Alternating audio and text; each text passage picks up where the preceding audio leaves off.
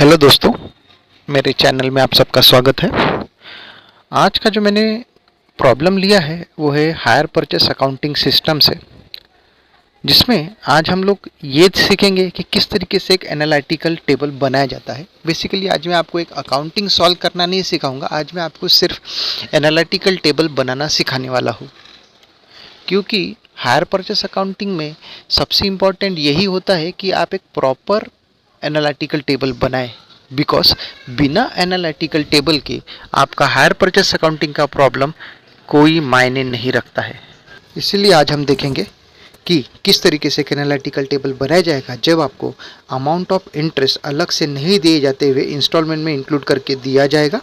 इस प्रॉब्लम में मैं आपको ये भी बताऊंगा कि किस तरीके से हम लोग इजीली पहचान सकते हैं कि कौन सा प्रॉब्लम इंटरेस्ट इंक्लूडेड है, मतलब इंस्टॉलमेंट में इंटरेस्ट इंक्लूडेड है, और कौन से प्रॉब्लम में दिए जाने वाले इंस्टॉलमेंट में इंटरेस्ट इंक्लूडेड नहीं होता है।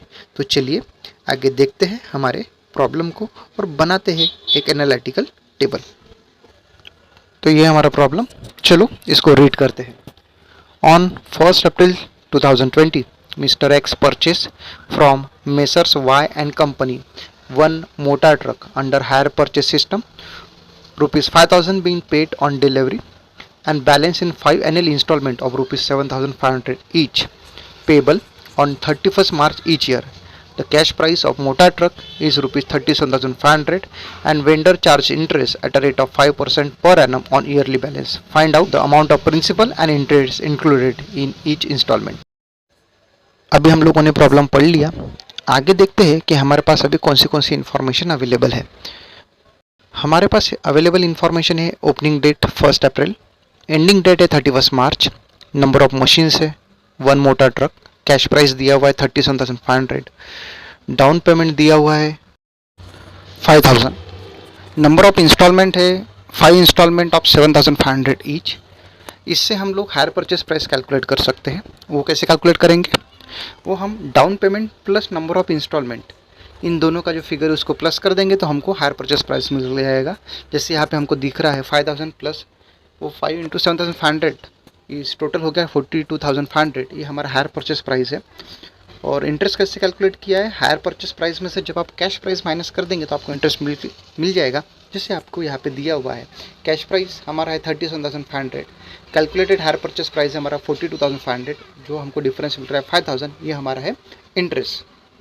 और इसी तरीके से हम इजीली पता कर सकते हैं कि जो क्वेश्चन में हमको इन्फॉर्मेशन दी हुई है, क्या उस क्वेश्चन में हमको इंटरेस्ट इंक्लूडेड करके दिया हुआ है या फिर हमें इंटरेस्ट को अलग से कैलकुलेट करना पड़ेगा और उसको कैश प्राइस में ऐड करना पड़ेगा। याद रखिए हमको प्रॉब्लम में रेट ऑफ इंटरेस्ट दिया हुआ है 5% पर एनम। चलिए आगे बनाते हैं हम लोग एनालिटिकल टेबल बनाने के लिए मुझे जिन जिन कॉलम्स की ज़रूरत है वो मैंने बना लिए है, जिससे date, number of installment, principal, interest and unpaid cash price और कैश बैलेंस। चलो जो क्विक इन्फॉर्मेशन अवेलेबल है वो जल्दी से फिलअप कर देते हैं। जैसे number of installment, down payment 5 installment है, डेट दिया हुआ है, इंस्टॉलमेंट का अमाउंट हम लोग अभी फिलअप कर देते हैं, और जो अनपेड कैश प्राइस है मतलब जो ओपनिंग कैश प्राइस है वो हमने फिलअप कर दी है। यहाँ पे मुझे बहुत एक इंपॉर्टेंट बात आपको बतानी है। ये जो हमने इंस्टॉलमेंट का कॉलम लिखा है जिसमें डाउन पेमेंट है 5,000 और इंस्टॉलमेंट है 7,500, जो 5 इंस्टॉलमेंट में, वो हमने यहाँ पे क्यों लिखा? इसके पीछे रीज़न है क्योंकि इसके अंदर में इंटरेस्ट इंक्लूड है।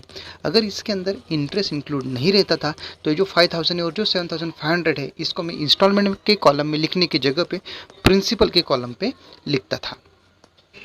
चलो आगे चलते हैं। आपको पता है जो डाउन पेमेंट दिया हुआ है 5,000, इस डाउन पेमेंट में इंटरेस्ट इंक्लूड नहीं होता है, इसीलिए जो इंस्टॉलमेंट का अमाउंट है 5,000 इसको डायरेक्ट मैं प्रिंसिपल के कॉलम पे लिखूंगा और इंटरेस्ट में यहाँ पे 0 लिखूंगा। और इस जो 5,000 को प्रिंसिपल है वो मैंने उसी दिन पेड कर दिया, ऐसा मानते हुए जो अनपेड कैश प्राइस है वो 37,500 में से मैंने माइनस कर दिया, तो बैलेंस बचा हुआ है 32,500। ये जो बैलेंस है ये मेरा ईयर एंड तक जैसे का वैसा रहेगा, और जो मेरा फर्स्ट इंस्टॉलमेंट है जो 31/3/2021 को रहेगा वो मैं उसमें से माइनस करूँगा। जैसे मैं पहले ही बता चुका हूँ कि इस प्रॉब्लम में इंटरेस्ट इंस्टॉलमेंट के अंदर ही इंक्लूड है, इसलिए सबसे पहले मुझे इस प्रॉब्लम में इंटरेस्ट कैलकुलेट करना पड़ेगा और उसके बाद ही इस प्रॉब्लम में मैं आगे बढ़ सकता हूँ।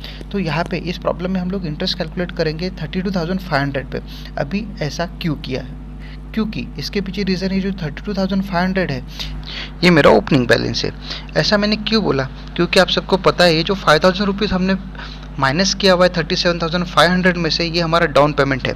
और जो डाउन पेमेंट होता है वो हम लोग जब एग्रीमेंट होता है, और हमारे इसमें एग्रीमेंट का डेट है 1 अप्रैल, मतलब ईयर स्टार्टिंग का डेट है। इस वजह से मैं 37,500 को ओपनिंग बैलेंस नहीं मानते हुए 32,500 को ओपनिंग बैलेंस मानूंगा और उस 32,500 के ऊपर इंटरेस्ट कैलकुलेट करूंगा, जो कि हो रहा है 1625। अभी हम लोग देखेंगे कि प्रिंसिपल कैसे कैलकुलेट करते हैं। प्रिंसिपल बहुत इजी तरीके से कैलकुलेट किया जा सकता है।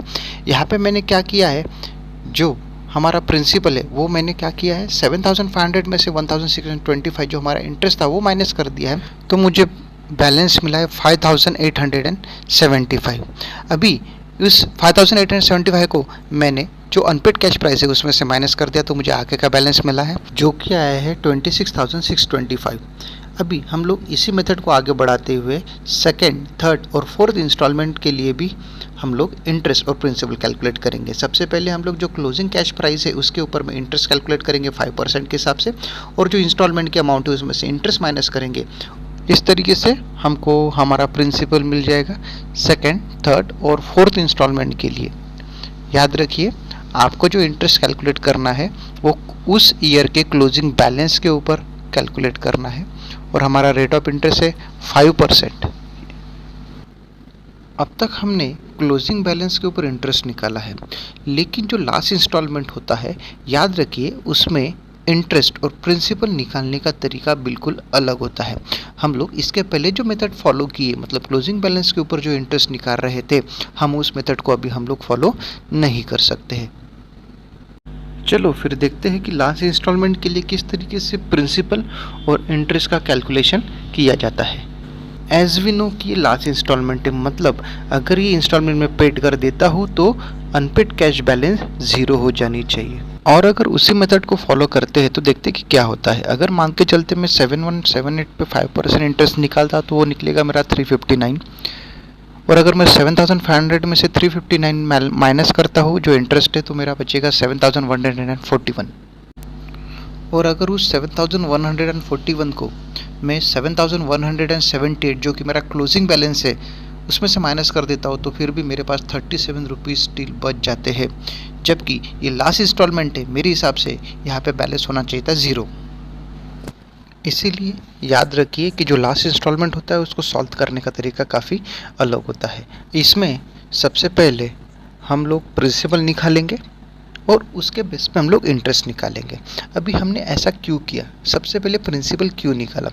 याद रखिए ये लास्ट इंस्टॉलमेंट है और आप सबको पता है कि जब हम लोग लास्ट इंस्टॉलमेंट पेड कर देते हैं तो जो अनपेड कैश बैलेंस है वो हमारा 0 हो जाएगा। इसलिए हमेशा मेरा अनपेड कैश बैलेंस और जो प्रिंसिपल है वो मेरा सेम रहना चाहिए। जब तक ये सेम नहीं रहेंगे तब तक मेरा अनपेड कैश बैलेंस है 0 नहीं होगा। इसलिए मैं प्रिंसिपल के में अनपेड कैश बैलेंस का जो अमाउंट है वो लिख दिया, जो कि है 7,178, और इस बैलेंस को मैंने इंस्टॉलमेंट 37,500 में से माइनस कर दिया और 322 ये अपना इंटरेस्ट निकाला, और लास्ट में सभी कॉलम का टोटल कर दिया। तो आपने देखा कि कितना इजी तरीके से हमने इंटरेस्ट कैलकुलेट किया, प्रिंसिपल निकाला एक ऐसे प्रॉब्लम में जहाँ पे इंटरेस्ट ऑलरेडी इंक्लूडेड था इंस्टॉलमेंट के अंदर। अगर आप चाहते हैं कि मैं इसी तरीके से इजी वेज से आपको नए नए तरीके बताओ अकाउंट सॉल्व करने के, तो मेरा चैनल सब्सक्राइब कीजिए और याद रखिए बेल आइकन को क्लिक करना ना भूलें, ताकि फ्यूचर में आने वाले मेरे सारे वीडियोस आपके पास सबसे पहले पहुँचे। Thank you so much.